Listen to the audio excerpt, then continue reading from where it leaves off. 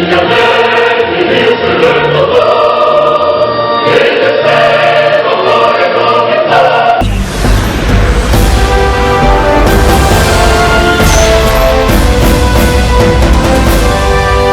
il se passe des choses sur cette terre des vivants.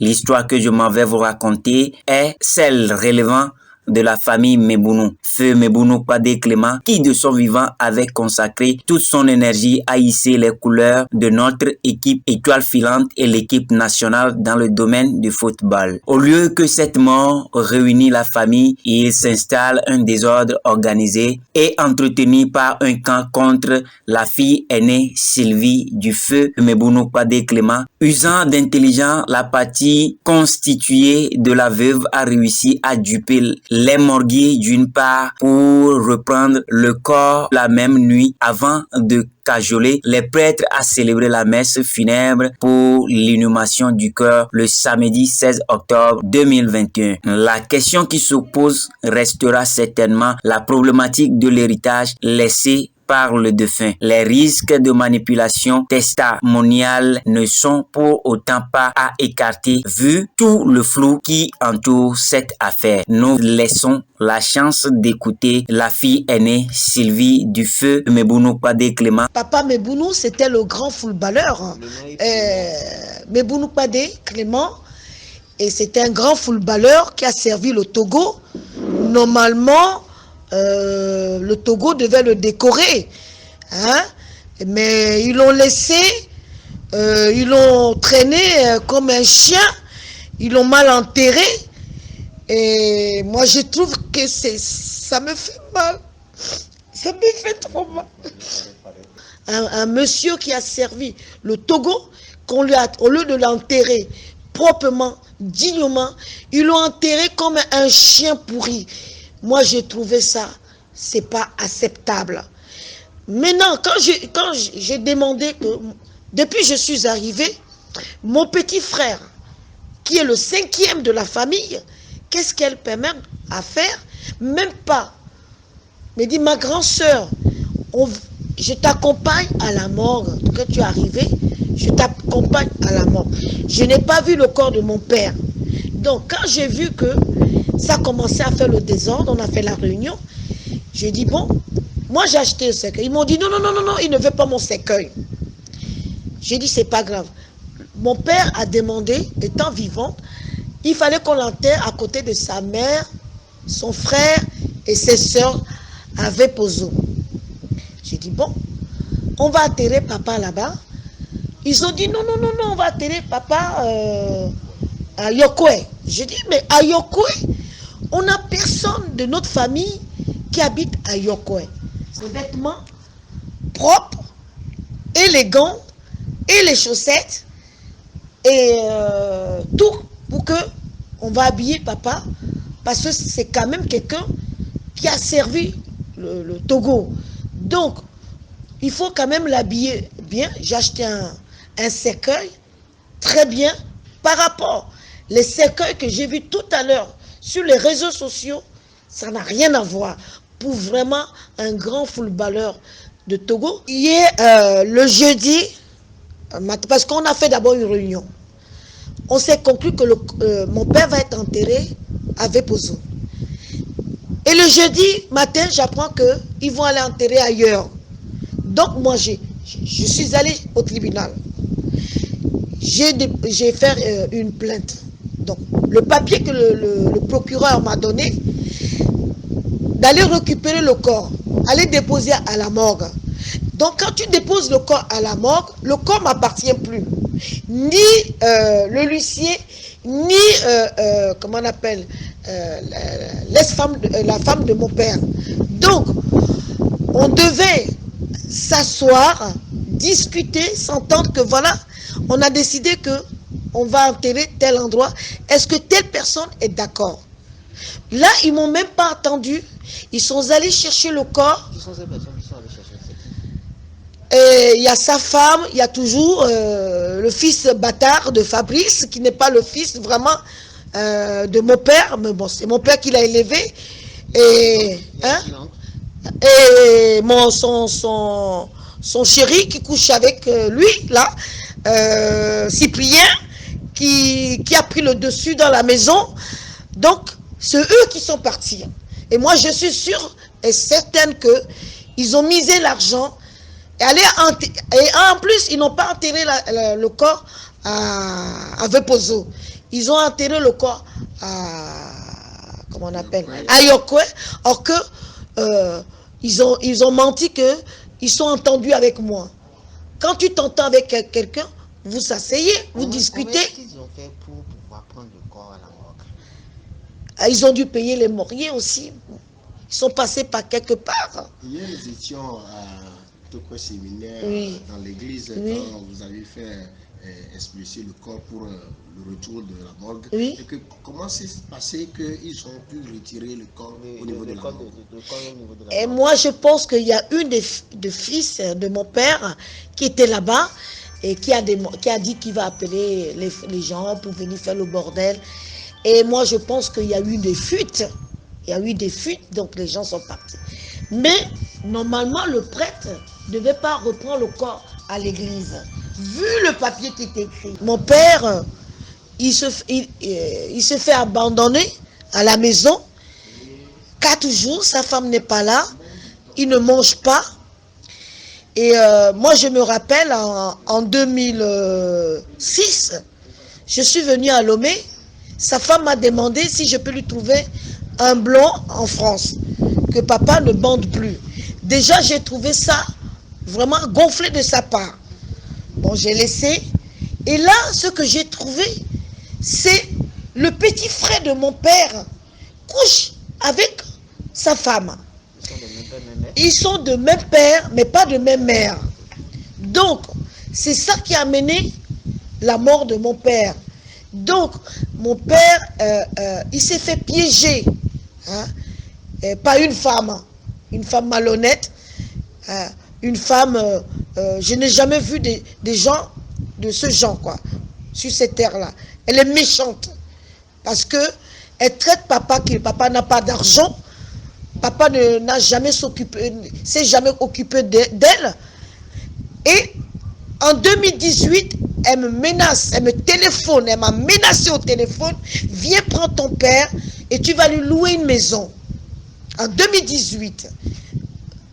2019, c'est la même femme qui impose à mon père de se marier avec elle. Or que mon père m'a dit, il ne se marierait pas. Comment quelqu'un va se marier? Uniquement c'est pour notre héritage. Uniquement pour que papa se marie pour prendre la possession de notre héritage. L'héritage familial. Voilà, parce que mon grand-père aussi a laissé beaucoup d'héritage. Donc, c'est ça qui crée la haine. Donc, elle montre tous ses enfants contre moi. Parce que c'est moi l'aîné. Ces enfants ne sont pas de même mère avec vous? Non. Vous êtes la fille unique? Aînée. Moi, je suis la fille aînée. D'une autre mère. Moi, mon père, il m'a mis au monde. Et à l'époque, ils étaient jeunes, lui et ma mère. Ma mère était, elle jouait le tennis. Et mon père, c'était un grand footballeur. Ils se sont rencontrés dans une équipe. Et c'est comme ça qu'on m'a mis au monde. Et quand je suis venue au monde, j'ai apporté beaucoup de bonheur à mon père. Et le jour que j'étais partie vivre maintenant au Gabon, c'est depuis ce jour que mon père a eu une chute. Et cette difficulté, ça a duré jusqu'à maintenant. Et c'est là où il a rencontré cette mauvaise femme-là. Et aujourd'hui, ça lui a entraîné à la mort. Parce que c'est une femme qui n'est pas fidèle. Comment tu vas sortir avec le petit frère de ton mari? Et maintenant, le petit frère, moi je suis sûre même, sûre et 100% que le fils aîné, que cette femme l'a dit que c'est le fils de mon père, moi je suis sûre que ce n'est pas le fils de mon père. Parce que si il est le fils de mon père, la manière qu'il s'est comporté avec moi, parce que le sang, on le sent. Mais moi, ce que j'ai remarqué, parce que j'ai un don pour ça, et j'ai vu que Fabrice n'est pas le vrai fils de Mebounou, pas de Clément. Qui font tous ces complotistes, c'est pour uniquement de l'argent. Voyez, l'argent. en disant que si je suis là, les gens qui vont venir, ils vont donner, les footballeurs qui vont venir, on va prendre de l'argent. Il s'intéresse uniquement pour l'argent. Je lui ai demandé à mon oncle, je lui ai posé une question. Je lui ai dit, excuse-moi, est-ce que je peux te poser une question? Est-ce que tu aimes ton frère? Il me dit, oui. Je lui repose la question. Vous êtes sûr? Il me dit oui. Il dit, mais je dis non, je ne te crois pas parce que ton frère, ton grand frère, il souffrait, il galérait ici, là. Hein? Il me dit oui, je l'ai aidé à élever Fabrice. Je lui donne les 10 000. À la fin, quand je me suis retournée, aimer quelqu'un, c'est pas l'argent. Quand on parle de l'argent, c'est pas de l'amour. Comment est-ce que l'oncle s'appelle? Il s'appelle Cyprien. Cyprien? Oui. Cyprien Mebounou. Mebounou? Oui. Donc ça veut dire que le problème se passe dans la famille Mebounou. Oui, le problème se passe dans la famille Mebounou parce qu'ils ne sont pas unis. Parce que j'ai un oncle qui est à Paris, il s'appelle Mebounou Alfred, c'est un oncle très gentil. Mais ce Mebounou-là, Cyprien, a voulu dérober aussi sa femme. Et aujourd'hui, les deux ne s'entendent pas. C'est un spécialiste dans la... Ah oui, il est spécialiste. Moi, je vous dis qu'il est spécialiste. Parce que même j'ai un cousin qui s'appelle Moïse aussi. Et il a dévoré aussi sa copine aussi. C'est pareil, c'est son travail, je pense. Parce qu'avec tous les échos que moi, je suis arrivé à Lomé, avec tout ce que j'ai entendu, je suis remonté. Voilà. Je suis en colère. À l'heure actuelle, le papa a été enterré sans mon consentement. Oui. Qu'est-ce que vous prévoyez faire à présent? Puisque vous avez appelé le procureur, il vous a envoyé... Mais moi, ce que je veux faire, je veux que le procureur applique la loi. Parce qu'ils m'ont privé mes droits. Vous allez porter plainte? Oui, je vais porter plainte. Parce que avant de repartir, même si la plainte n'aboutit pas, j'ai mon frère qui va suivre ça. Parce qu'ils m'ont privé de l'amour que j'avais pour mon père. Ils m'ont tout privé et je vais partir avec un gros cœur de chagrin. Et ça, avec mes enfants en France, ils ont des mauvaises images de l'Afrique, mes enfants. Et quand ils vont entendre encore ça, ils vont dire, maman, je t'avais dit non. Faut pas aller là-bas, ils sont pas bien, ils sont méchants. Donc, les mauvaises images là que je vais encore ramener, vous voyez, c'est pas bon. Il faut que les Africains changent un peu. Il faut changer. Parce que moi, j'ai mal d'avoir le cœur blessé rentré chez moi. Alors, dites-nous une chose très importante. Est-ce que le papa, il a laissé un testament avant de partir? Et son patrimoine, comment est-ce que tout ça va être géré maintenant que vous n'êtes pas là et que sa femme et son frère ont pris les choses en otage? Apparemment, c'est que j'ai constaté, Cyprien en train de faire un jeu avec Fabrice. Moi, je suis l'aîné.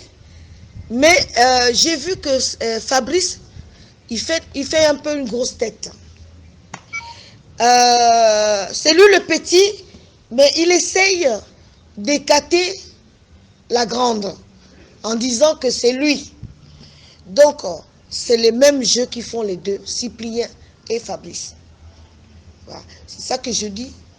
Il y a de complotisme dans cette histoire. Est-ce qu'il y a un patrimoine qui l'ont confisqué, le patrimoine de papa? Est-ce que le papa non. Papa, c'est sûr qu'il a laissé un testament, parce que mon père, il n'est pas bête, et il n'est pas con. Et le papier que mon papa a dû laisser, ils ont dit déjà le dérober. C'est pour cela qu'il ne veut pas que j'assiste. Vous voyez, tous ces manigances-là.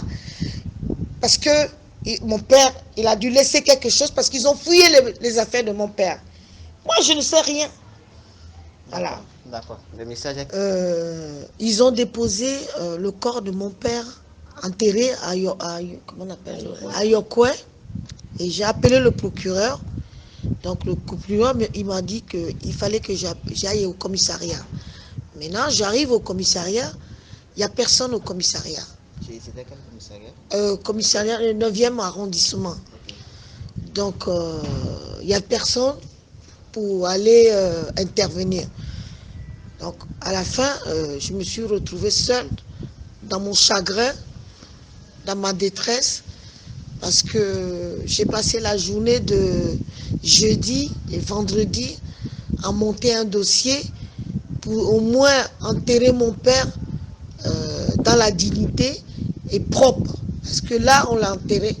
Nous, pour nous enterrer, il faut les cérémonies. On a des cérémonies. Mais si les cérémonies ne sont pas faites, après, il y a des morts dans la maison.